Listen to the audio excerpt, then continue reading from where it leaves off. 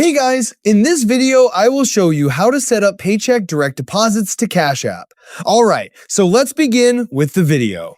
First of all, open the Cash App on your phone. Then tap on the banking icon. Here, scroll down and you can set up direct deposit in two ways. You can either tap Paychecks or tap direct deposit directly.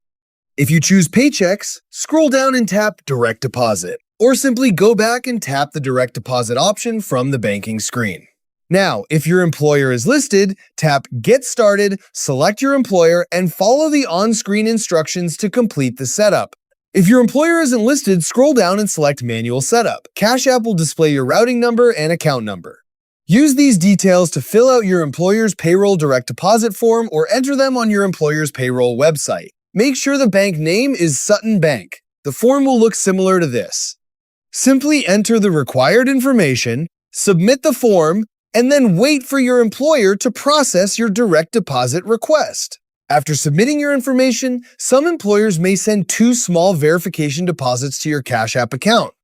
Once you receive them, open your Activity tab, check the exact deposit amounts, and enter those amounts on your employer's website to complete the verification process.